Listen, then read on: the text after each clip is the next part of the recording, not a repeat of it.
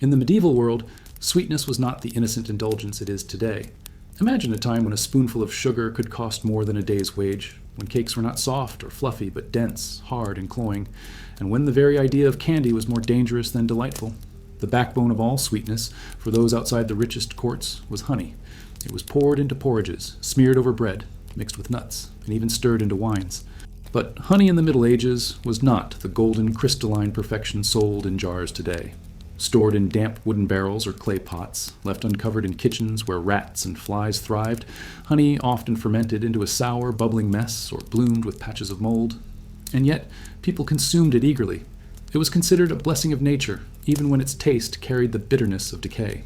The texture of medieval honey could shock modern sensibilities.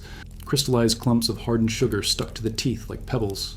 Strands of beeswax floated inside, and sometimes unlucky consumers discovered the remains of dead bees trapped in the sticky mass. For peasants who rarely saw real luxury, these imperfections mattered little. Honey was sweetness, and sweetness meant celebration. Weddings, harvest festivals, and religious holidays were bathed in the sticky taste of honey, even if that honey was spoiled. To turn it down would be to waste what little joy they could afford. They licked it off their fingers, scraped the last bits from crude bowls, and swallowed down the musty aftertaste, convincing themselves that the strange flavors were simply part of the treat. If you enjoyed this journey into the hidden flavors of the Middle Ages, make sure to subscribe so you won't miss the next story. And tell us in the comments, what time is it where you are right now as you're listening to this? What made honey even more vital was the belief that it was medicinal. Medieval healers claimed it could heal wounds, cure sore throats, and preserve meats. Monks wrote recipes in which honey was combined with vinegar and herbs, promising remedies for fever and plague. These same concoctions doubled as sweets for children, blurring the line between medicine and candy. The bitterness of mold or the sharp sting of fermentation was excused as part of the cure. Children, unaware of danger, would chew on hardened honeycombs as if they were candies, sometimes coughing as they swallowed chunks of wax and grit. The sweetness was there, but so was the risk, hidden in every bite. One can imagine a medieval marketplace. Stalls overflowing with jugs of honey, their surfaces crawling with flies, the air thick with the odor of fermentation. Housewives haggled for the best price, scraping coins together to afford a little pot that would last for weeks. Children tugged at their mothers' sleeves, eager to taste what they believed was a gift from heaven. But behind the sweetness lurked silent hazards. Fermented honey could become mead unintentionally, and unsuspecting children could stumble home dizzy, intoxicated without knowing why. Worse still, contaminated honey, stored too long or gathered improperly, could carry toxins that led to violent illness. Yet people returned to it again and again because it was all they had. In a world of salt and bitterness, honey was a glimpse of light. The fascination with honey was not limited to the poor. In castles and monasteries, jars of honey were treated with reverence. Aristocrats would request elaborate sweet dishes, meats glazed with honey, and pastries filled with sticky syrup. But even in these gilded halls where resources were greater, honey was no guarantee of purity. The lack of modern preservation meant even nobles could find their golden treat speckled with rot. Servants strained honey through cloth to remove impurities, but no amount of filtering could erase the sour edge once fermentation began. Still, banquets continued, and guests licked honey from roasted fruits, as if its sweetness erased all awareness of its flaws. It was the illusion of pleasure that mattered, not its safety. The symbolic weight of honey also added to its grip on medieval life. It was a metaphor for divine blessing, flowing in religious texts as the essence of paradise, the land of milk and honey. Priests used honeyed drinks in rituals, and parents marked births with small drops of honey on a newborn's lips to welcome sweetness into their lives. To reject honey was almost unthinkable, even when its taste turned foul. It was more than food. It was hope, faith, and celebration condensed into a golden syrup. And so people closed their eyes to the mold, ignored the strange fizz of fermentation on their tongues, and consumed it as if sweetness alone could protect them from the harshness of life. What makes this picture so unsettling is how normalized it all was. Imagine a child clutching a hardened honeycomb, biting into it with joy, while around him adults whispered prayers of gratitude for what they believed was heaven's gift. The mold was invisible in the candlelight, the sourness dismissed as richness of flavor. In truth, sweetness in the Middle Ages was not innocent indulgence, but a dangerous gamble, where every spoonful carried both delight and potential harm. The deeper one looks, the clearer it becomes that this simple substance, honey, was less a comfort and more a mirror of the medieval world itself, fragile, precarious, and always teetering between celebration and decay. If honey was the foundation of medieval sweetness, dried fruits were its jewels. At least that was the illusion. In markets and monastic storerooms, figs, dates, raisins, and prunes were sold as prized delicacies, cherished by nobles and commoners alike. But these fruits were not the glossy, perfectly packaged treats we imagine today. They were shrunken, wrinkled, and often crawling with hidden life. Stored in sacks of rough cloth or wooden barrels that leaked moisture, they became havens for moths, weevils, and beetles. A handful of raisins could easily contain a scattering of worm-eaten husks. But in an age without modern preservation, people accepted these flaws as part of the experience. Sweetness was rare, and rarity demanded sacrifice. Picture a medieval family sharing dried figs around a hearth. The father splits one open, and instead of soft flesh, a cluster of larvae writhes inside. Does he throw it away? No. He plucks out the visible insects and eats the rest, savoring the sugary taste that still clings to the fruit. The children watch and copy him, too hungry to care. Their eyes shine with delight, not disgust, because the idea of abundance outweighs the risk of contamination. Sweetness was a balm for lives filled with toil and scarcity, and no one could afford to be squeamish when food was precious. Traders knew this hunger and used it to their advantage. Dried fruits came from faraway lands, the Middle East, North Africa, even the distant Mediterranean islands, and their exotic origin gave them a sense of luxury. Yet by the time they reached northern Europe, weeks or months had passed. Rain had dampened sacks, rats had gnawed through shipments, and entire cargoes could arrive half-rotted. Instead of discarding the spoiled goods, merchants covered them with honey or mixed them with fresher stock, selling them as if nothing were wrong. Markets smelled of sweetness, but also of decay, a contradiction that buyers ignored because the alternative was going without. In monasteries, dried fruits were considered suitable offerings for holy feasts. Priests and monks consumed them during Lent, when rich foods like meat and dairy were forbidden. But even in these sacred spaces, the fruits were not always pure. Records mention cellars where raisins turned to dust and prunes reeked of mold. Still, they were soaked in wine or beer to mask the flaws, transformed into puddings and breads that made them edible again. To the devout, the sweetness symbolized spiritual reward, even if that sweetness came laced with decay. Faith could sanctify even the most questionable of treats. One detail that might unsettle modern minds is how insects themselves were often consumed without notice. Dried fruits attracted beetles and mites that burrowed deep into their flesh. By the time a fig was chewed, it might contain more insect protein than fruit sugars, yet no laws forbade it, no moral code condemned it. People ate what was in front of them because survival came first. In some cases, the presence of insects was even considered a sign of richness. After all, if bugs wanted it, surely it must have been valuable. This strange logic speaks volumes about how medieval society viewed food, not through the lens of safety, but through the desperation of scarcity. For nobles, dried fruits were served in ornate bowls at banquets, often presented as exotic wonders from distant lands. Imagine a glittering hall, candles flickering against silver platters filled with raisins, almonds, and figs. Guests would nibble on them between courses of roasted meats, smiling as if indulging in paradise. Yet these same fruits could have sat weeks in damp ships, handled by sailors with filthy hands, exposed to the stench of bilge water and rats. Nobility rarely questioned their quality, because wealth itself created the illusion of safety. To eat a fig at a banquet was to display power, not discernment. And so, the same insects that plagued peasants often graced the tables of kings, hidden beneath the veil of wealth and ceremony. Even literature and folklore reveal the double-edged nature of these fruits. Tales of abundance often described figs and dates as treasures, symbols of prosperity and joy. But behind the words lingered an unspoken truth. Abundance was fragile, always on the edge of corruption. A single wet season could rot entire harvests, and insects could strip storerooms bare. To eat dried fruit was not just to indulge, but to gamble, to place trust in a fragile supply chain that stretched across continents. Each bite carried with it the taste of both wonder and risk, a reminder that sweetness was never free from danger. What makes the story of dried fruit so compelling is not just their role as medieval sweets, but the human response to their flaws. People ignored, excused, or even embraced the presence of insects and mold because to reject them was to reject joy itself. A raisin crawling with mites was still a raisin, still a piece of luxury in a world where sweetness was scarce. And so, with every chew, people savored not just the taste, but the illusion that life, however harsh, still had moments of delight hidden in its decay. In medieval Europe, bread was not simply a staple food, it was life itself. For most people, bread made up more than half of their daily calories, and when it came to sweets, it was bread that was often transformed into the closest thing they could imagine as dessert.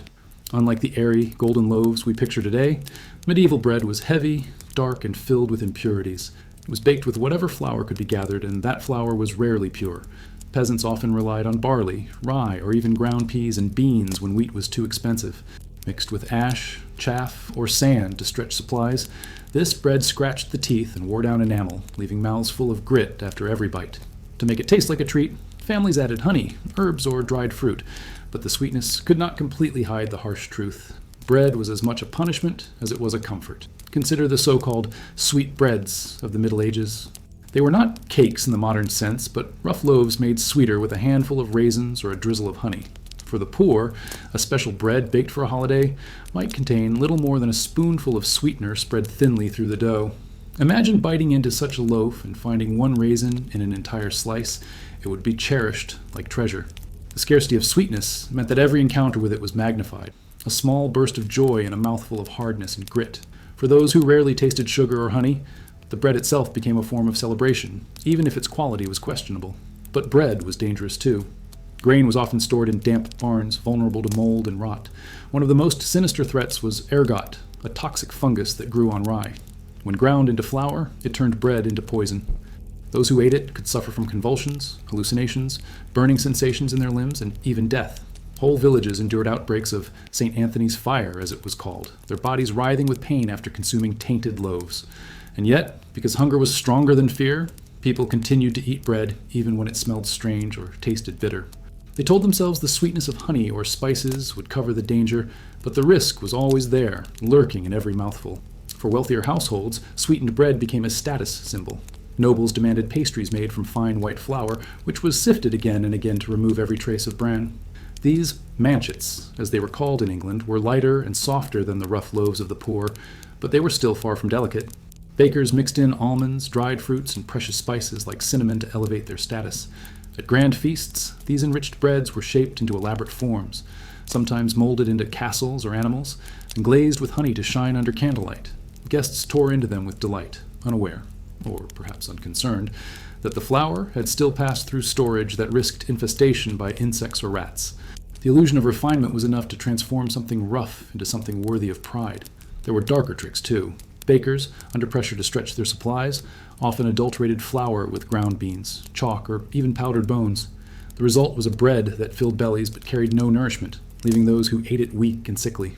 To mask the taste, sweeteners were added, giving the illusion of indulgence. These loaves were sold in marketplaces as festival treats, marketed as something special, when in truth they were scraps disguised with sugar or honey. The poor bought them eagerly, desperate to offer their families a taste of sweetness, even if it meant feeding them bread laced with dust and decay. The role of bread in religious life also added to its power as a sweet. During holy days, churches distributed loaves enriched with honey or spices, presenting them as symbols of divine generosity. Pilgrims traveling to shrines often received blessed bread, which was meant to nourish the soul as well as the body. But even these sacred loaves were not immune to contamination. Mold crept through storerooms, and flour turned rancid in damp climates. Priests prayed over them, and believers consumed them with reverence, convinced that faith could protect them from harm. In reality, the line between sacrament and sickness was far thinner than anyone dared admit. Imagine a medieval child biting into a holiday loaf. He tastes the faint sweetness of honey on the crust, chews through the dense dough, and crunches on grains of grit left unground in the flour. His mother smiles, watching him savor what little luxury she could afford, though she knows the bread is rough and might not keep well. This moment of sweetness becomes a memory, cherished despite its flaws, because it represents love, sacrifice, and the rare chance to taste something beyond the bitterness of daily life. Such was the paradox of medieval sweet bread, a mixture of celebration and survival, of joy and danger, of sweetness clinging to decay. The deeper we look at this bread, the clearer it becomes that medieval sweetness was never simple indulgence. Every loaf carried both promise and peril. Every bite was a negotiation between hunger and risk. What to us might seem unpalatable was, to them, a glimpse of paradise. And just as bread was dressed up with honey and fruit to disguise its flaws, other foods of the Middle Ages were treated with similar illusions, transformed into sweets that hid secrets far darker than their golden surfaces suggested. In the medieval imagination, sugar was not food. It was magic. To most people, it was so rare that a single crystal carried the weight of a jewel, and to taste it was like tasting another world. Imported at great cost from distant lands, sugar arrived in Europe in small, hard cones wrapped in cloth. Merchants guarded it like treasure, selling it in apothecaries alongside medicines rather than in kitchens alongside flour. For ordinary people, the idea of eating sugar for pleasure was as unreachable as wearing a crown. They might hear whispers of nobles, savoring candied almonds or sweet syrups, but for peasants, sugar remained a distant fantasy. Its rarity transformed it into a symbol of power. Monarchs used it not just to sweeten, but to astonish. At royal feasts, entire sculptures were made from sugar, castles, animals, even miniature battlefields crafted by hand. These creations were called subtleties, and they were displayed between courses to dazzle guests with wealth and ingenuity. They were not truly meant to be eaten. They were performances, edible art that proclaimed supremacy. To bite into one was to consume power itself, to taste not just sweetness, but the authority of the one who could afford it. A single feast could use more sugar than a village would see in decades. But sugar was more than a luxury. It was believed to hold healing powers. Apothecaries sold it as a treatment for coughs, stomach aches, and melancholy. Mixed with exotic spices like cinnamon and ginger, it was prescribed as both medicine and indulgence, blurring the line between healing and pleasure. A noblewoman might take a spoonful for her nerves, while a monk might dissolve it in water to aid digestion after heavy meals. Its sweet taste disguised the bitterness of herbs, making it the perfect carrier for remedies, and so sugar lived in the world of cures, not kitchens, reinforcing its image as a substance too precious for common indulgence. The dangers of sugar, however, were hidden beneath its glittering surface. Without modern refinement, medieval sugar often contained impurities, shards of bone-white lime from the refining process, or sand that gave it a gritty bite. Those who consumed it regularly sometimes complained of tooth pain or stomach troubles, but no one dared link the discomfort to such a miraculous substance. Instead, the sweetness was seen as proof of its worth. People believed that something so pleasurable must be powerful, even if that power carried risks they could not understand. The economics of sugar only deepened its aura. In the 13th century, a pound of sugar could cost the same as 2 pounds of meat or a week's wages for a laborer. It traveled across deserts and seas, carried by caravans from the east to Venetian traders, who controlled its flow into Europe with ruthless precision. Each grain represented miles of toil, sweat, and risk, and that weight clung to it like perfume. To offer sugar to a guest was not just generosity, but a declaration of status. It said, "I can command the farthest corners of the world and bring their treasures to my table." In households of the wealthy, sugar began to reshape the very idea of sweets. Instead of relying only on honey or dried fruits, cooks experimented with candied roots, preserved citrus peels, and spiced syrups. Guests were astonished by candied ginger or rose petal pastes that seemed impossibly delicate. To bite into a piece of candied fruit was to experience a sensation utterly foreign to the medieval palate, which was more accustomed to the bitterness of herbs or the sourness of fermented honey. It was a momentary escape, a glimpse of a future where sweetness could become ordinary, though at the time it remained firmly extraordinary. The contrast with the poor was brutal.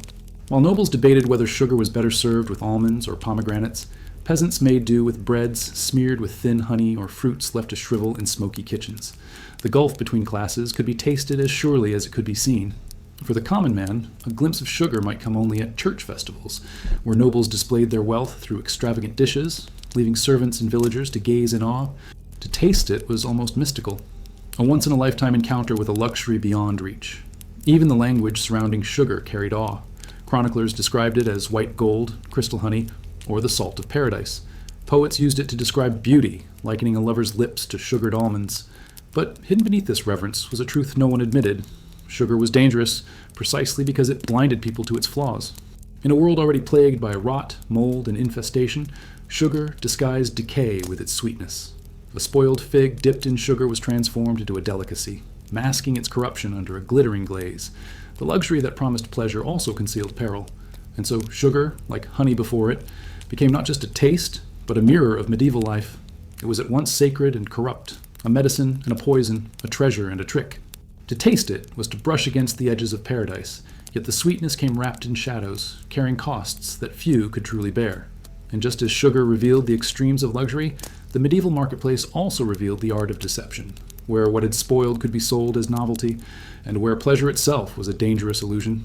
The medieval marketplace was not only a place of commerce, but also a theater of deception. Here, hunger met ingenuity, and desperation opened the door to practices that blurred the line between indulgence and danger. When food began to spoil, when fruit shriveled, and bread turned stale, or honey fermented, merchants did not always discard it. To them, waste was a luxury they could not afford, and profit demanded creativity. What had begun to rot was not hidden away, but cleverly disguised, repackaged, and even marketed as something new. Shoppers wandered through stalls heavy with the scent of spices and smoke, unaware that behind the sweetness of what they bought lay decay waiting to be tasted. One of the most common tricks was the use of honey as a mask. Honey was thick, sticky, and fragrant enough to cover almost anything. Spoiled nuts could be dipped in it and suddenly sold as candied. Moldy bread could be sliced thin, glazed with honey, and passed off as festive wafers. Even rancid meat or fish was sometimes coated in a syrupy glaze to hide the sourness underneath. The sweetness of honey dulled the senses, convincing buyers they were enjoying a treat while their stomachs prepared for illness. This was not seen as cruelty, but as survival, a grim necessity in a time when every coin mattered and every harvest was uncertain. For fruits, the strategy was even more blatant. Dried figs and dates that had grown hard or worm-eaten were chopped, mashed with spices, and reshaped into pastes or balls, rolled in sugar or honey. What had been inedible suddenly became fashionable. Children might bite into what looked like a sweet confection, never realizing they were chewing the remains of fruits that had long passed their prime. Merchants praised these mixtures as new delights, claiming exotic recipes or foreign origins to elevate their worth. Buyers, seduced by the allure of novelty, swallowed down the lie along with the sweetness. Even drinks were not spared this transformation. Wines that had soured were boiled down into thick syrups and sold as medicinal tonics. Vinegars were flavored with herbs and honey to disguise their sharpness, rebranded as invigorating elixirs. To the buyer, these concoctions were both indulgence and cure, blurring again the boundary between pleasure and necessity. The medieval tongue, conditioned to accept imperfections as part of life, learned to reinterpret decay as flavor. What today would be spat out in disgust was then praised as complexity, richness, or exoticness. The psychology behind these practices was simple. People wanted to believe they were tasting something special. Sweetness was rare enough that its presence overshadowed suspicion. If a loaf tasted odd but carried the comforting touch of honey, if a raisin was chewy and bitter but softened by wine, the mind was willing to accept it. In some cases, the danger of spoiled food was even reframed as virtue. Fermentation was confused with strength, mold mistaken for healing, and bitterness accepted as proof of authenticity. Food became a stage for illusion, and the sweetest illusions often carried the sharpest consequences. At feasts, nobles too were caught in this dance of deception.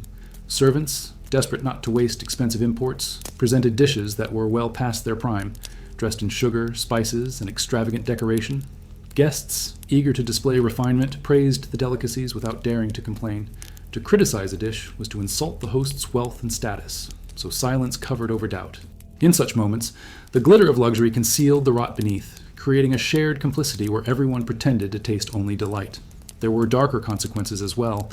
Illness from spoiled sweets was common, though rarely attributed to their true cause. Fevers, stomach pains, and even deaths were explained as acts of God, punishments for sin or the workings of bad air. Few made the connection to the food itself. This ignorance allowed the cycle to continue, with sellers emboldened to keep repurposing their stock, and buyers too desperate or too enchanted by the idea of sweetness to resist. Each marketplace became a laboratory of survival, where deception was as valuable a skill as baking or brewing. The irony is that many of these novelties became the foundation for recipes we now take for granted. Fruit pastes, candied nuts, and sweet syrups often began as ways to disguise rot. Over time, they were refined, perfected, and stripped of their origins in decay. What was once a trick of necessity became a celebrated tradition, remembered not as deception, but as culinary invention. The shadow of rot was erased from memory, leaving only the sweetness behind. This pattern of survival and disguise reveals something essential about the medieval experience of food, that pleasure was always precarious, and sweetness was never pure. To eat was to risk, and to indulge was to step willingly into the unknown. The medieval world accepted this because it had no choice. Sweetness was too rare, too precious to be questioned. And so the market stalls remained filled with treats that shimmered with promise, yet hid secrets in every bite, a dangerous beauty that defined what it meant to seek sweetness in a world of scarcity. But if spoiled goods could be disguised as novelty, what happened when even the sweetest flavors carried dangers no disguise could mask? The answer lay not in the marketplace, but in the very substances believed to elevate food beyond its flaws, where sweetness itself became a threat that no one dared to refuse. In the medieval world, sweetness was never as simple as pleasure. Every bite of a treat carried shadows, and nowhere was this more evident than in the dangerous balance between taste and survival. The idea of indulgence was often intertwined with real risk, because sweets were not preserved, not sanitized, and not separated from the forces of decay. What made food delightful could also make it lethal. The medieval palate was trained not only to crave sweetness, but also to endure the strange, the bitter, and the questionable. People learned to eat through doubt, to swallow through suspicion, because turning down food was not an option. Hunger forced mouths open even when danger lingered on the tongue.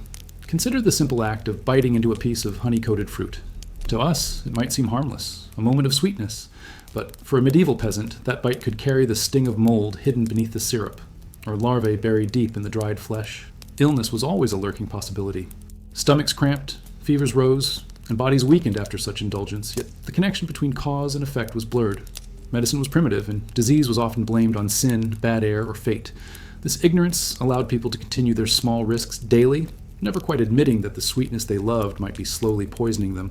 At grander tables, the danger was subtler but no less real. Imagine a banquet hall lit by torches, its long tables spread with sugared almonds, candied roots, and wine-thick syrups. Nobles picked at them between courses, laughing and toasting, unaware that the sugar disguising a candied fig was also concealing rot. Servants had worked tirelessly to coat imperfections in honey to mask the sourness with spice. Guests, blinded by status and spectacle, pretended not to notice. For them, the pleasure of being seen consuming luxury was worth more than the safety of the food itself. Eating became a performance, and in that performance, risk was part of the script. The fascination with dangerous pleasure extended beyond food itself and into the culture of the time. Writers compared sweetness to temptation, warning that indulgence led to downfall. Honeyed words were dangerous, just as honeyed bread could make one sick. Religious sermons often spoke of sugar and sweets as metaphors for sin, their sweetness disguising corruption beneath. Yet even as priests warned of spiritual peril, the same churches used honey and sweetened breads in their rituals, presenting them as symbols of divine grace. This paradox mirrored daily life. Sweetness was both holy and harmful, a gift from God and a weapon of decay. And for ordinary people, the line between safe and unsafe food was blurred beyond recognition. Grain infested with ergot fungus could cause hallucinations and convulsions, yet families baked it into bread and ate it without hesitation, believing the strange effects to be curses or visions. Mead brewed from over-fermented honey could intoxicate or poison, but it was still drunk at festivals with laughter and song. The pleasure was too rare to abandon, even when its consequences were known. People accepted danger as the price of joy, because life itself was so often harsh and joy so fleeting. There were even moments when danger itself became part of the allure. Spiced wines laced with too much cinnamon or clove could burn the throat, but the sensation was embraced as strength, proof that one had tasted something powerful. Bitter almonds, which carried traces of cyanide, were eaten for their sharp flavor, praised as exotic despite their risks. Sweetness was not about safety, it was about sensation, about breaking through the dull monotony of hunger with something that shocked the senses. And in a world where daily survival meant enduring cold, labor, and scarcity, the shock of sweetness, no matter how dangerous, was irresistible. Children were perhaps the most vulnerable. They were drawn to honeycombs, raisins, or candied roots with wide-eyed excitement, never questioning the risks. A child biting into a worm-ridden fig might gag at the texture, but still finish it, savoring the rare taste of sugar. Parents encouraged it too, not out of cruelty but necessity. To deny a child such a moment of delight, when life was so often bleak, seemed harsher than the danger itself. And so the cycle continued. Sweets were both cherished and feared, gifts of joy wrapped in shadows. What makes this reality so haunting is how normalized it was. Medieval people did not see themselves as gambling with food. They saw themselves as surviving. To eat something sweet was to rebel against bitterness, to claim a fragment of joy from a world that offered so little. They accepted the risk, not because they were reckless, but because sweetness was worth it. Each bite carried both hope and hazard, both delight and decay. And though many suffered for it, they returned again and again, chasing that fleeting taste of comfort. The story of medieval sweets reminds us that indulgence has always carried hidden costs. In a world without preservation, without science, and without safeguards, pleasure was never simple. It was fragile, dangerous, and fleeting. And just as medieval people cloaked rot with honey or disguised decay with spice, they also cloaked fear with celebration, teaching themselves to taste joy even in the presence of danger. Yet what they could never fully escape was the deeper truth, that the sweetness they craved was always in some way more perilous than it was pleasurable. And from this peril emerged the fascination with flavors that thrilled, seduced, and sometimes destroyed, leaving the stage set for even greater illusions of taste and power in the centuries to come. Wine in the medieval world was far more than a drink. It was nourishment, medicine, a symbol of wealth, and in many cases, it was also dessert. When sugar was scarce and honey was expensive, people often turned to wine as a source of sweetness, reducing it into thick syrups or boiling it with spices to create concoctions that blurred the line between indulgence and remedy. But these sweetened wines and syrups carried their own dangers, both in taste and in health, and reveal the precarious balance between pleasure and peril that defined the medieval idea of a treat. To understand this, one must imagine the daily reality of wine. Most households, rich and poor alike, consumed it because water was often unsafe to drink. But the wine of the Middle Ages was rarely the smooth, carefully aged vintage we romanticize today. Instead, it soured quickly, especially when stored in wooden barrels prone to leaks, mold, and contamination. A cask could turn rancid within weeks, developing an acrid taste and foul smell. Rather than discarding it, people found ways to salvage what remained. They boiled it down, mixed it with herbs, or masked its flaws with honey and spices, turning spoiled wine into what they called sapa or defrutum, a syrupy reduction often used as a sweetener. These reductions were common in both kitchens and apothecaries. A spoonful of boiled wine might be poured over bread to transform it into a dessert, or drizzled onto dried fruits to make them appear fresher. Physicians prescribed it as medicine for digestive troubles, praising its ability to strengthen the stomach or lift the spirits. But the very process of boiling wine concentrated its impurities along with its sugars. Lead vessels, used in cooking, could leach poison into the mixture, creating a sweetness laced with toxicity. Entire households might enjoy these thick syrups, unaware that each indulgence carried invisible dangers that slowly weakened their bodies. At noble feasts, spiced wines were considered a mark of refinement. Guests were offered goblets of hippocras, a blend of red wine boiled with sugar, cinnamon, cloves, and ginger. The rich scent filled banquet halls, impressing visitors with its exotic aromas. Drinking it was not simply about taste, it was about status. To sip spiced wine was to prove one's access to global trade routes, to lands far beyond Europe. Yet beneath the glamour lay a different reality. The base wine was often sour, masked by heavy spice and sugar, its flaws hidden under a dazzling facade. Nobles praised the complexity of flavor, but what they were truly savoring was the art of disguise. Among the poor, the relationship with wine was more direct. Sour or spoiled wine was not wasted, but transformed into pasca, a watered-down vinegary drink sometimes sweetened with honey or herbs. It was refreshing in hot weather and cheap to make, but it carried little sweetness compared to what the wealthy enjoyed. Yet even this humble version played a role in festive life. On holidays or after a good harvest, families might mix what remained of their wine with whatever sweetener they could find, creating their own crude imitation of noble luxuries. For them, the drink was less about taste and more about the illusion of celebration. The intoxicating effect of wine also deepened its role as a sweet indulgence. For peasants living lives of endless labor, the warmth of alcohol was a kind of sweetness in itself, dulling hunger and softening hardship. To drink heavily spiced, sweetened wine at a festival was to enter another world, even if only briefly, a world where bitterness could be forgotten and pleasure could flood the senses. This was why people overlooked the dangers of spoilage, of contamination, even of poisoning. The promise of escape outweighed the fear of risk, and the blurred line between sweetness and peril became part of the experience. There are records of darker consequences, too. Chroniclers mention banquets where entire groups fell ill after drinking wine reductions cooked in lead pots, their symptoms ranging from nausea to convulsions. Yet because knowledge of toxins was limited, these incidents were often explained as acts of God or divine punishment rather than the result of flawed preparation. This ignorance allowed the practice to continue unchecked, and the sweetened syrups remained popular, especially among the wealthy. The very substance that caused harm was the same that conveyed power and prestige, a contradiction that defined so much of medieval indulgence. Even in monasteries, wine syrups held a sacred role. Monks used them in medicines and occasionally in small treats offered on holy days. A spoonful of boiled wine infused with honey might be given to the sick or to travelers seeking warmth. The act was seen as both charitable and holy, a reflection of divine hospitality. But even in these sacred spaces, the dangers of contamination lingered.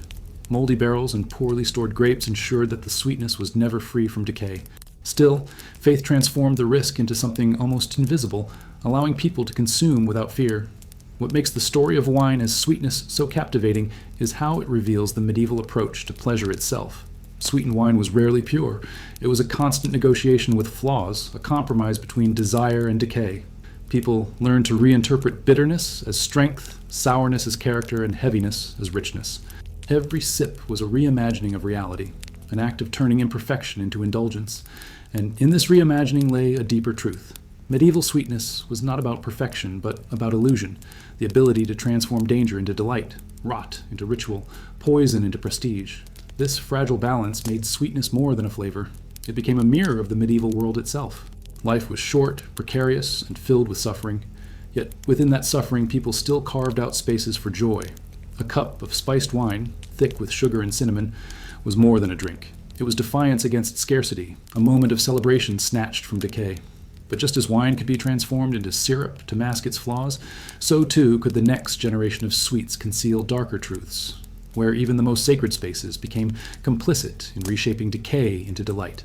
In the great halls of medieval banquets, spectacle mattered more than taste, and nowhere was this clearer than in the way spoiled foods were transformed into dazzling illusions. What should have been discarded was instead repurposed, hidden beneath layers of sugar, honey, and spice, then presented to guests as if it were a marvel from distant lands.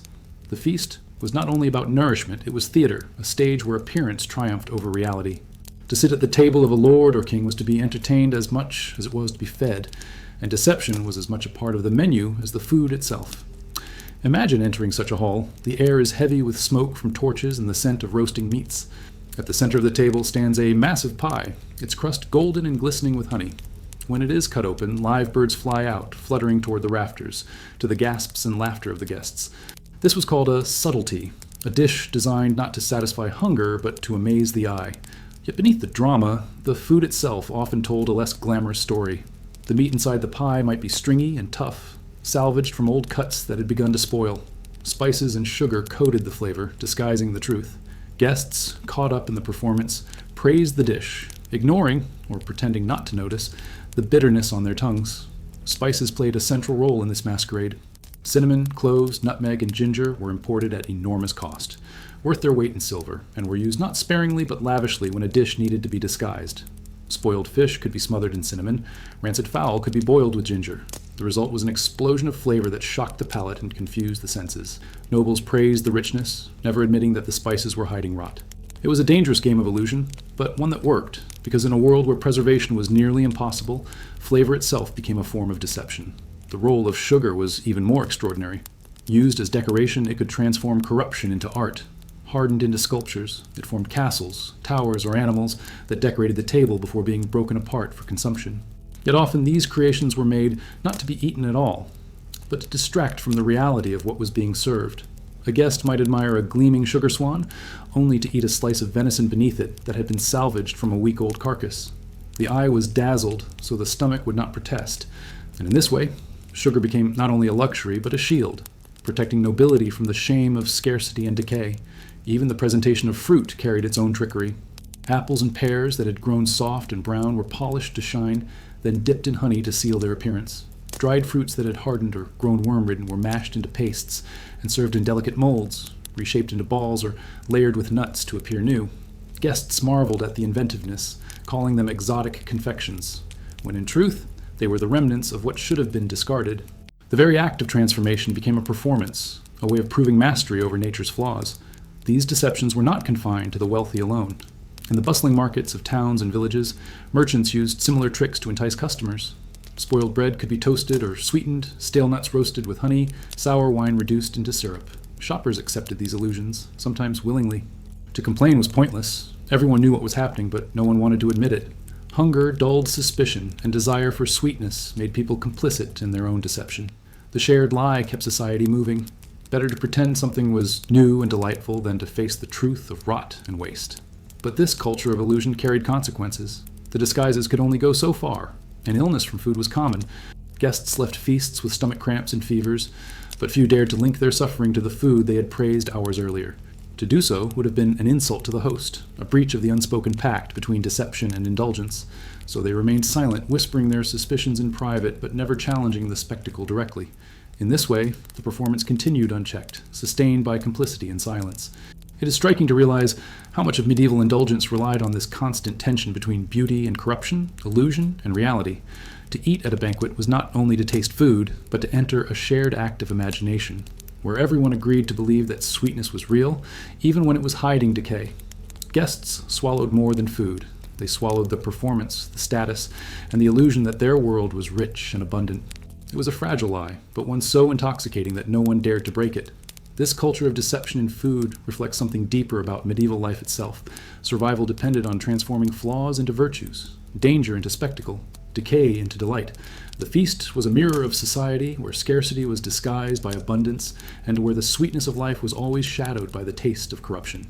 Yet even as these illusions dominated the banquet table, other spaces, holier, quieter, and more revered, also engaged in their own forms of transformation, where sweets carried not just deception but sacred meaning, linking indulgence to faith and eternity. In the shadows of medieval kitchens and storerooms, danger was not always visible. Sweetness, that rare and fragile indulgence, often came laced with invisible threats that could turn pleasure into suffering within hours. Unlike the theatrical disguises of banquets or the honey-glazed tricks of markets, these dangers were silent, lurking inside the very ingredients that promised joy. What made the food sweet could just as easily make it deadly, and the line between treat and toxin was so thin that most people walked it without even realizing. One of the most feared threats came from mold. Bread, the foundation of survival, was often stored in damp barns or wooden bins, where spores thrived. Mold could make the loaves taste bitter or appear speckled with green and black, but because food was scarce, people ate them anyway. What they could not see was that some molds carried deadly toxins. Rye, in particular, was prone to infestation by ergot, a fungus that turned ordinary bread into a vehicle for hallucination, convulsions, and even death. Whole communities fell victim to outbreaks of St. Anthony's fire, writhing in agony after eating contaminated bread. Yet still, when hunger gnawed, families risked another bite, convincing themselves that the sweetness of honey or dried fruit baked into the loaf was enough to make it safe. Insects were another silent invader. Fruits left to dry in storerooms quickly attracted worms and beetles, which burrowed into the flesh and multiplied unseen. A fig or date could look perfectly edible from the outside, yet reveal wriggling larvae once bitten into. For children, these discoveries were often shocking, but parents taught them to remove what they saw and eat the rest. The sweetness was too precious to waste, and so insect protein became an unacknowledged part of medieval diets. What disturbed us today was normalized for them, the unpleasant truth swallowed along with the sugary taste. Fermentation added its own risks. Honey, prized as both food and medicine, could ferment if stored improperly, bubbling with sourness or fizzing with gas. Sometimes it turned into mead unintentionally, intoxicating those who drank it. Other times, the fermentation carried toxins that made the stomach churn violently. But because honey was seen as divine, almost holy in its symbolism, people consumed it even when its flavor had turned strange. The sting on the tongue was excused as strength, the sourness dismissed as depth, until illness revealed the truth too late. Even nuts, often candied or roasted in honey, carried hidden dangers. Without proper storage, they turned rancid, their oils souring and producing a bitterness that lingered long after swallowing. Worse still, they were vulnerable to molds that produced deadly aflatoxins, though medieval people had no concept of such poisons. To them, the taste of bitterness was simply another layer of complexity, tolerated because sweetness clung to the edges. In this way, the very foods celebrated as festive could quietly erode health, undermining bodies already weakened by labor and scarcity. Milk-based sweets, though less common, also carried peril. Creams and custards flavored with honey were sometimes served at monasteries or noble tables, but without refrigeration, dairy soured quickly. What was meant as a comforting treat could become a carrier of disease within hours. To disguise the sourness, cooks added sugar or spice, transforming what was spoiled into what seemed exotic. Guests consumed it willingly, savoring the illusion, while their stomachs braced for the inevitable aftermath. Pleasure, once again, was inseparable from risk. The psychological element of these dangers is as fascinating as the physical ones. Medieval people did not see themselves as reckless. They saw themselves as pragmatic. To discard food because of mold, insects, or sourness would have been unthinkable when hunger was always close at hand. Instead, they reframed the dangers as tolerable, even normal. Children grew up chewing bread that scratched with grit, swallowing raisins that sometimes moved, sipping wine that stung with vinegar. Sweetness was not expected to be pure, it was expected to be flawed, and people learned to love it despite, or perhaps because of, its flaws. Religious belief also played a role in this acceptance. Illness after eating spoiled sweets was rarely attributed to the food itself. Instead, it was seen as divine punishment, bad luck, or the result of sin. Priests might call it a test of faith, or a reminder of the fragility of earthly pleasures. This spiritual framing softened the fear, allowing people to keep eating foods that might kill them. To seek sweetness was not just indulgence, but also defiance, a way of tasting heaven, even if it carried the risk of hellish consequences. What is most haunting is how invisible these dangers were. A banquet guest might praise the rich complexity of a spiced wine reduction, not realizing that the sweetness came with traces of lead from the pot it was boiled in. A child might lick honey from a comb, never suspecting that fermentation had already tainted it. A pilgrim might chew blessed bread, believing it a symbol of divine grace, even as mold spores lingered unseen. The sweetness was always tasted first, the peril discovered later, when it was too late to turn back. This fragile dance between delight and danger defined not only medieval food, but medieval life itself. Sweetness was a fleeting escape from hardship, a moment of joy in a world dominated by scarcity, labor, and fear. And yet, beneath every indulgence, danger waited silently, invisible and undeniable. It was a gamble people accepted, because to live in the Middle Ages was to live always on the edge, where survival demanded risk and pleasure demanded sacrifice. And as these silent dangers haunted every kitchen and feast, another realm of sweetness emerged, one where indulgence was wrapped not in decay or deception, but in the solemn rituals of faith, where sugar and honey were bound to the divine. In the sacred spaces of the medieval world, sweetness took on a meaning far deeper than indulgence. Beyond the banquet tables and market stalls, honey, sugar, and spiced confections found their way into monasteries, convents, and churches, where they were transformed into symbols of faith, sacrifice, and divine joy. In these settings, sweets were not simply food, they were spiritual instruments, vehicles of ritual, and promises of heaven condensed into earthly form. The same substances that masked rot at noble feasts were also pressed into service as sacred offerings, and this duality reveals just how profoundly sweetness shaped both body and soul in the Middle Ages. In monasteries, honey was indispensable. Monks kept bees not only for wax to make candles, but also for the golden liquid that flavored their breads and tonics. It was believed that honey carried purity, a gift of God's creation that could heal the sick and sweeten the monotony of Lenten fasting. During periods when meat, dairy, and eggs were forbidden, honey became a rare indulgence allowed within the strict boundaries of religious rules. A spoonful stirred into porridge could transform an austere meal into something that felt almost celebratory. For monks who lived lives of silence and prayer, this faint sweetness was a reminder of divine mercy, proof that joy could exist even in the midst of restraint. Nuns, too, developed a reputation for their skill in crafting sweets. Convents became centers of small-scale confectionery, producing honey cakes, almond pastries, and spiced breads for feast days and pilgrim offerings. These treats were often distributed during holy festivals, linking the act of eating to the experience of worship. A pilgrim might journey for weeks to a shrine, exhausted and starving, only to be given a morsel of sweet bread by a nun at the gates. The taste would linger in memory, not just as food, but as a sacred moment, a sign that holiness could be felt on the tongue as much as in the heart. The symbolic power of sweets in religious rituals went even further. Honey was placed on the lips of newborns in baptism ceremonies, a gesture meant to welcome them into a life filled with spiritual sweetness. In some traditions, children received honeyed cakes on their first day of school, symbolizing the sweetness of knowledge and the hope that learning itself would be as delightful as honey on the tongue. These rituals reveal how deeply sweetness was woven into the fabric of belief, its rarity making it a perfect metaphor for divine gifts. Sugar, when it began to trickle into Europe in greater quantities, also found a place in sacred settings. Apothecaries working for monasteries combined sugar with herbs to create medicinal syrups that doubled as devotional remedies. Pilgrims bought these preparations as both cures and blessings, carrying them home as proof of their journeys. Sugar was expensive, and its presence in such remedies gave them an aura of the miraculous. To drink a spoonful was to believe one had ingested not only medicine, but also a fragment of heaven's own sweetness. Yet the Church's use of sweets was not free from the same contradictions seen in secular life. Spoiled honey and stale bread often found their way into offerings, disguised with spices or repurposed in confections. Faith was expected to sanctify what might otherwise be unpalatable. Believers consumed these treats with reverence, convincing themselves that holiness protected them from harm. Just as nobles accepted deception at feasts, the faithful accepted it in rituals, allowing sweetness to maintain its aura of purity even when its reality was questionable. Festivals highlighted this paradox most clearly. On feast days, like Easter or Christmas, churches distributed spiced breads, honey cakes, and sweetened wine to large crowds.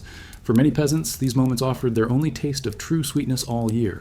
To bite into a honeyed loaf handed out after Mass was not simply to eat, it was to participate in a communal act of celebration, to taste joy as part of faith. Yet behind the symbolism lingered the same risks of spoilage, contamination, and disguise that haunted every other medieval sweet. The holiness of the setting could not erase the fragility of the food, though it made people believe in its safety all the same. There was also a darker dimension. As sweets became linked to faith, their absence or denial could carry spiritual weight. To refuse honey during fasting was to prove one's devotion. To indulge in sugar outside of sanctioned times could be framed as sinful gluttony. Sweetness thus existed in a moral tension, both a symbol of divine grace and a potential path to corruption. Religious leaders preached moderation, yet they themselves often indulged in candied fruits and spiced wines during private meals. This hypocrisy mirrored the broader contradictions of medieval society, where the same substances that corrupted markets were sanctified in chapels. What is most striking about sweets in religious life is how they bridge the gap between the earthly and the divine. A crumb of honey cake eaten after Mass could carry as much weight as a sermon, reminding believers of paradise promised after death. Sweetness became a foretaste of heaven, a small, fleeting glimpse of eternal joy in a world otherwise filled with hunger, toil, and danger. To taste something so rare was to believe that the divine was close, that God's abundance could be felt in the simplest act of eating. But if sweets carried such power in sacred spaces, they also laid the groundwork for deeper illusions that blurred morality, wealth, and survival. The same sugar that formed holy remedies in monasteries soon became a weapon of display in noble courts, shaping not just rituals, but identities. What began as a symbol of divine blessing would soon be wielded as a symbol of human power, pushing sweetness into realms where faith and indulgence collided with politics and prestige.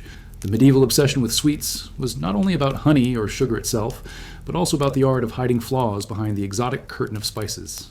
In an age when rot, mold, and decay were constant companions at the table, the right blend of cinnamon, cloves, or nutmeg could transform the foul into the fashionable. Spices were more than flavor, they were a shield, a disguise, and above all, a symbol of wealth.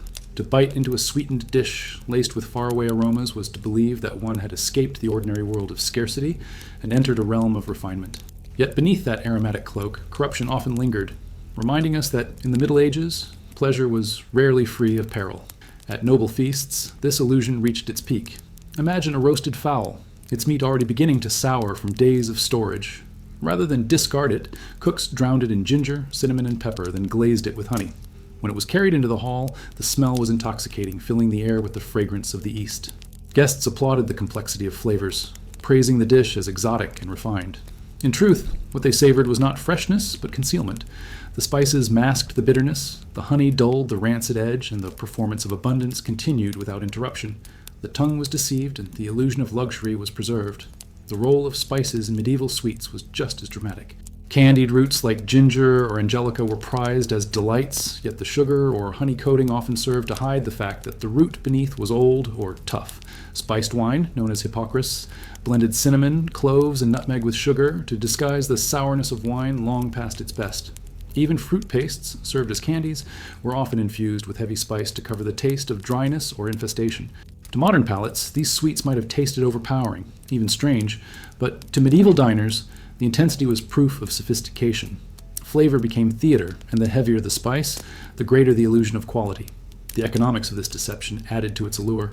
Spices came from distant lands, India, Ceylon, the Moluccas, and traveled thousands of miles along treacherous trade routes before reaching European markets. Their rarity made them unimaginably expensive, often worth more than gold by weight. To use them in abundance was not just a culinary decision, but a display of wealth and status. A noble could serve spoiled meat, smothered in spices, and still be praised for generosity, because what mattered was not the food's quality, but the lavishness of its seasoning. In this way, spices created a paradox. They elevated even the foulest dish, while also concealing the dangers that lay beneath. Merchants, too, understood the power of spices to turn the unacceptable into the desirable. In bustling marketplaces, dried fruits crawling with insects or beginning to rot were sold as exotic delicacies once mixed with cloves or anise. Nuts that had gone stale were roasted with cinnamon and honey until their bitterness seemed intentional. Customers bought them eagerly, flattered by the suggestion that they were enjoying something rare and refined. The reality was far less glamorous. They were eating spoiled goods dressed in borrowed finery. Yet few complained, because the illusion was sweeter than the truth. Spices also carried a reputation for healing, which made them even more dangerous as disguises. Physicians prescribed cinnamon, ginger, and nutmeg as remedies for stomach troubles, fatigue, and melancholy. When mixed into sweets, these spices gave an impression of both indulgence and health. To eat spiced bread or drink spiced wine was to believe one was strengthening the body while delighting the senses. The irony, of course, was that the very food being disguised, moldy bread, sour wine, rancid nuts, was often the true source of illness. But faith in the power of spices made people blind to this contradiction, encouraging them to consume without hesitation. Even the cultural imagination wrapped spices in layers of symbolism. Chroniclers describe them as treasures of paradise, gifts from distant lands that carried whispers of the divine. Tales of saints and kings often included spiced feasts as signs of prosperity and blessing. But these associations also made spices dangerous because their aura of holiness excused their role in covering corruption. A dish heavy with cinnamon seemed elevated no matter what lay underneath. Sweetness wrapped in spice became not just food, but ideology, a way of convincing people that they were consuming greatness even as they risked their health. What is most striking is how willingly people accepted this deception. Guests at banquets praised dishes they knew were smothered to hide flaws. Shoppers in markets purchased spiced confections, knowing they were likely made from scraps. The illusion was so powerful that truth became irrelevant. In a society where life was harsh and joy was fleeting, people chose to believe the performance, to embrace the fantasy that sweetness and spice were enough to transform corruption into luxury. This culture of disguise did more than preserve medieval sweets. It reshaped the very meaning of flavor. Taste was no longer about honesty, but about artifice, about turning decay into delight through the clever use of spice. And, as this art of concealment grew more sophisticated, it laid the foundation for an even more dangerous reality. The moment when the indulgence itself, even without rot to hide, became so excessive that sweetness turned into poison, transforming joy into something far darker. Excess was the true shadow of sweetness in the medieval world. For a society that so often lived on the edge of scarcity, The sudden abundance of sugar, honey, or spiced confections could transform joy into something far more sinister. At noble banquets and feast days, indulgence became a display of wealth, and the tables groaned under mountains of dishes laced with syrup, glazed with honey, or spiced with cinnamon and clove. What was meant to dazzle often poisoned, and what was consumed with delight could just as easily bring suffering. In the Middle Ages, the more one indulged in sweetness, the closer one came to danger. At royal courts, the problem was particularly striking.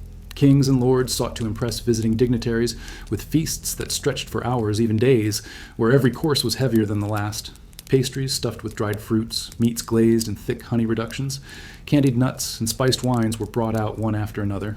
Guests gorged themselves, often eating far more than their bodies could handle, encouraged by the spectacle and the expectation of keeping pace with their peers. Chroniclers describe guests leaving such banquets sick or collapsing from exhaustion, their stomachs unable to cope with the sheer volume of rich, sugary foods. What should have been delight turned into torment, and yet the culture of display demanded it. The health effects of these excesses were real, even if they were poorly understood at the time. Medieval physicians often warned against too much sugar or honey, believing that an overabundance of sweetness upset the body's humors, particularly phlegm and bile. Too much sweet food was thought to cause lethargy, headaches, or fevers. Modern eyes recognize in these warnings echoes of diabetes, tooth decay, and obesity, but in the medieval context, such ailments were seen as imbalances caused by indulgence. Still, despite the warnings, nobles continued to devour sweet dishes, convinced that wealth and status protected them from. For them, danger was the price of magnificence. Excess also carried moral weight. Preachers railed against gluttony, listing it as one of the 7 deadly sins, and sweets often became their symbol of temptation. To gorge on sugar or honey was to fall into spiritual corruption, allowing the body to dominate the soul. Monastic writings warned that too much indulgence dulled the senses, making one forget prayer and devotion. Yet even as they condemned gluttony, churches distributed sweetened breads and wines at feast days, showing the paradox at the heart of medieval indulgence. Sweetness was both a blessing and a curse, a holy offering and a sinful temptation, depending on how much of it was consumed. The most haunting examples of excess came from records of feasts, where extravagance itself turned lethal. There are accounts of guests dying after eating too much at royal banquets, though the true cause was rarely acknowledged. Physicians spoke of surfeit, an illness born from overindulgence, marked by fevers, violent vomiting, and sudden death. Sugar was sometimes at the heart of these excesses, especially when consumed in large quantities during special celebrations. For people unaccustomed to such richness, the sudden flood of sweetness could overwhelm the body. Yet because such feasts were tied to prestige, the risk was ignored, and the cycle of indulgence continued. Even among the poor, moments of excess were dangerous. During festivals, when churches handed out honey cakes or nobles threw scraps from their feasts, people would devour as much as they could, knowing such abundance was fleeting. Children stuffed themselves with dried fruits or spiced bread until their stomachs ached, and families endured the discomfort as a fair trade for the rare chance to indulge. In these moments, excess was not a display of wealth, but a desperate grasp at joy, a way to store sweetness and memory for the long stretches of hunger that would follow.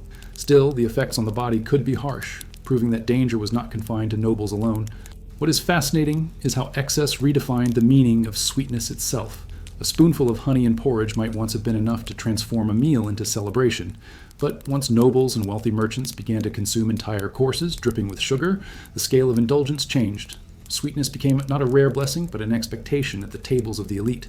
With this shift, danger increased, not just in the physical effects of overconsumption, but in the way sweetness became detached from its natural rarity, turned into a weapon of prestige and power. This excess also fueled the demand for more trade, more imports, more exploitation of distant lands to satisfy Europe's hunger for sugar and spices. What began as indulgence at the table became pressure on global routes, on laborers, on systems that would, in later centuries, lead to plantations and slavery. Though in the medieval era the scale was smaller, the seeds of this darker future were already present. Sweetness was no longer just a personal risk, but a societal one, tied to greed, consumption, and the desire for more, always more. The paradox of medieval excess lies in how it was celebrated even as it was feared. Nobles toasted with spiced wines and devoured candied fruits, while physicians warned them of surfeit, and preachers thundered against gluttony from the pulpit. Peasants gorged on festival sweets even as their bodies rebelled. Sweetness, meant to delight, became a symbol of both power and peril, a reminder that in a world where survival was never guaranteed, indulgence could quickly tip into destruction. And yet, the story of medieval sweetness does not end with excess alone. For even as nobles flaunted their sugar sculptures and peasants stuffed themselves with honeyed bread, the meaning of sweetness continued to shift. It was no longer only a matter of food, but of culture, power, and survival itself. From the banquet table, to the marketplace, to the monastery, the pursuit of sweetness shaped lives in ways far greater than taste. And the deeper one looks, the more one sees that every bite carried not only the flavor of delight, but also the shadow of decay, the whisper of danger, and the illusion of paradise always just out of reach. Among the most striking contrasts in the medieval world was the gulf between the sweets enjoyed by the wealthy and the meager substitutes consumed by the poor. Nowhere was inequality more visible, or more tastable, than in the foods that promised pleasure. For the elite, sweetness was a tool of display, a stage for power and refinement. For the common people, it was a fleeting memory, scraped together from scraps, honeyed crusts, and the occasional raisin buried in coarse bread. This divide was not just about access to food. It was about access to joy itself, and the difference shaped how sweetness was understood across every class of society. At the courts of kings and great lords, banquets overflowed with confections that blurred the line between art and indulgence. Entire sculptures of sugar, molded into castles, saints, or mythological beasts, were carried into the hall as centerpieces. Pastries stuffed with almonds, figs, and preserved ginger were dusted with precious spices. Sweetened wines flowed in goblets of silver. Guests marveled at candied fruits that gleamed like jewels, often imported at ruinous expense from distant lands. These feasts were designed to astonish, not to satisfy hunger. To eat sugar was to consume wealth itself, to taste the reach of a lord's influence across oceans and deserts. The sweetness was theatrical, an assertion that the noble household commanded not only food, but fantasy. For peasants, the experience of sweetness was entirely different. Their daily bread was heavy and coarse, made from rye, barley, or even ground peas, often mixed with chaff or dust to stretch the flour. When they wanted sweetness, they might smear a thin layer of honey across the crust or chew a handful of dried berries picked in summer. On special occasions, a loaf might be baked with a few raisins, and a child lucky enough to bite into one would feel as if fortune itself had smiled upon them. These small bursts of sweetness were not ordinary. They were treasures, memories to be held onto during the long months of toil and scarcity. Markets revealed this inequality in even sharper relief. Nobles purchased imported dates, candied orange peels, or spices worth their weight in silver, while peasants haggled for stale nuts or dried apples stored too long. Merchants exploited this gap skillfully. Fruits too spoiled to sell to noble households were mashed with honey and sold to the poor as new treats, while fine sugar cones were displayed only to those who could afford them. For one class, sweetness was luxury, for the other, illusion. And yet, both consumed eagerly because both understood the rarity of joy in a world that was often bitter. Religious festivals offered a brief moment when these lines blurred.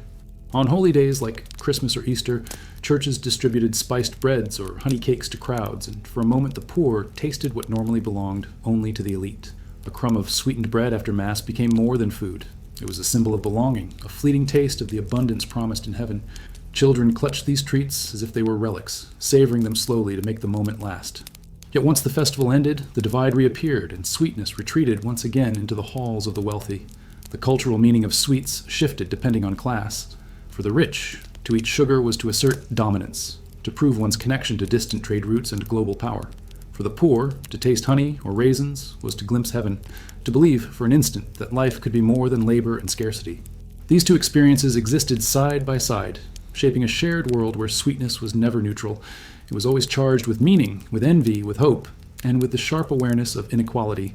This inequality even reached into health. Nobles who indulged in sugar-laden feasts often suffered from ailments of excess, rotting teeth, fevers, and surfeits that left them weak or dead after banquets. Peasants, on the other hand, rarely consumed enough sugar to face such consequences. Their risks came from spoiled honey, moldy bread, or worm-ridden fruit, dangers born from scarcity rather than indulgence. Sweetness, whether abundant or scarce, carried peril, but the nature of that peril revealed the difference between classes. To the poor, the danger was in eating too little of the wrong thing. To the rich, it was in eating too much of the finest. And yet, despite the divide, both groups shared a fascination with sweetness as something beyond the ordinary. It was never just flavor. It was hope, spectacle, or temptation. A noble biting into candied ginger felt the thrill of commanding distant lands. A peasant child licking honey from a spoon felt the thrill of being blessed, if only for a moment. These moments, though worlds apart, reveal how sweetness in the Middle Ages was both universal and exclusive, both a shared desire and a sign of power. The more one looks at this contrast, the clearer it becomes that sweetness was not just about food at all. It was about survival, hierarchy, and identity. The taste of sugar or honey was shaped as much by class as by the tongue, a reminder that in the medieval world, pleasure itself was distributed unequally. And yet, even as nobles flaunted their sugar sculptures and peasants clung to honeyed crusts, another dimension of sweetness emerged, one where indulgence was not just divided by class, but redefined by risk, where the very act of tasting pleasure could mean stepping into the shadow of danger. Sweetness in the Middle Ages was never just sweetness. It was a paradox, a taste that could lift the spirit one moment and destroy the body the next. To eat something sweet was to court both pleasure and peril, and the contradictions of that experience reveal much about the world that created it. On the one hand, sugar and honey represented abundance, luxury, even holiness. On the other, they hid decay, carried hidden poisons, and led to illness born of excess. The medieval table was therefore a place of tension, where every sweet bite was at once a triumph and a gamble. It was this very contrast that gave sweetness its power, making it both seductive and dangerous in equal measure. For nobles, the paradox was most visible in their banquets. Here, sugar sculptures glittered like marble statues, candied fruits gleamed like jewels, and spiced wines carried the fragrance of faraway lands. To the eye, it was paradise, yet the reality beneath was less pristine. The sugar often contained grit from crude refining, the fruits were preserved with honey hiding their decay, and the wine boiled down in lead vessels carried poison with every sip. Guests praised the abundance without questioning the danger, because to doubt was to insult the host, and to admit that luxury itself was an illusion. Sweetness dazzled even as it concealed. For peasants, the paradox was of a different kind. Their sweets were rare, often scraps salvaged from spoiled stores or thin drizzles of honey stretched across hard bread. Yet for them, these meager moments were treasures, flashes of joy amid constant scarcity. They accepted the risk of mold, insects, or rancid oils because the sweetness was worth it. The very fact that it could harm them made it more precious, a reminder that joy in their world was fragile, fleeting, and always bound to danger. What to the noble was spectacle, to the peasant was survival. But in both cases, sweetness carried two faces, delight and decay. Religious life only deepened this contradiction. Churches handed out honey cakes and spiced breads as symbols of divine generosity, telling the faithful that sweetness represented the blessings of heaven. Yet the same priests warned against gluttony, calling overindulgence a mortal sin. Sweets were holy in one hand and sinful in the other, a perfect metaphor for the medieval struggle to reconcile body and soul. A pilgrim might bite into a honeyed loaf with reverence, believing it a taste of paradise, while at the same time being told that too much of it would corrupt the spirit. Sweetness became both sacrament and temptation, sanctified and condemned in the same breath. The paradox extended to medicine as well. Apothecaries prescribed sugar syrups and honeyed tonics to cure illness, mixing them with herbs and spices to soothe the body. Patients believed these confections would heal them, and often they did, at least temporarily. Yet the very same remedies could sicken them if the ingredients were spoiled or if consumed in excess. What was considered a cure could easily become a poison. The line between healing and harm was so thin that people accepted it without question, convinced that the sweetness itself carried divine strength. But in truth, their faith in sugar's power blinded them to its risks. Even literature and symbolism reveal the double edge of sweetness. Poets described honeyed words as beautiful, but also deceptive, capable of leading one into ruin. Chroniclers wrote of sugar as a treasure from paradise, but also whispered of its dangers when consumed too freely. Sweetness became a metaphor for life itself in the Middle Ages, alluring, seductive, and filled with promise, but also fleeting, fragile, and bound to decay. To taste sweetness was to taste both hope and warning, to be reminded that nothing came without cost. The greatest irony of all is that sweetness was pursued all the more fiercely because of its risks. Nobles flaunted their sugared feasts, peasants treasured their honeyed crusts, and priests sanctified their honeyed breads not in spite of the dangers, but alongside them. The awareness of risk made the indulgence sharper, the joy more intense. To taste sweetness was to momentarily forget hardship, even if it meant inviting sickness. That contradiction, far from discouraging people, made sweetness the most coveted flavor of all, because it embodied the precariousness of medieval life itself. This paradox of pleasure and peril set the stage for what was to come. As trade expanded and sugar became more accessible, the dangers of sweetness would not disappear but multiply, reshaping not only diets, but economies and entire societies. The medieval world had already shown that sweetness could never be innocent. It was always tied to illusion, power, faith, and risk. And in the centuries that followed, this paradox would grow into something even greater, turning sweetness from a rare gamble into a global obsession whose shadows stretched far beyond the medieval feast. By the end of the Middle Ages, sweetness had become more than food. It was a symbol of desire, power, danger, and illusion, and its presence shaped the rhythms of daily life as well as the grandeur of noble feasts. But the story of medieval sweets did not end with moldy bread, honeyed syrups, or candied fruits hidden beneath layers of spice. The meaning of sweetness was already shifting into something far larger, something that would reach beyond the kitchens of monasteries or the banquets of kings. Sweetness was becoming a force that would change societies, economies, and cultures forever.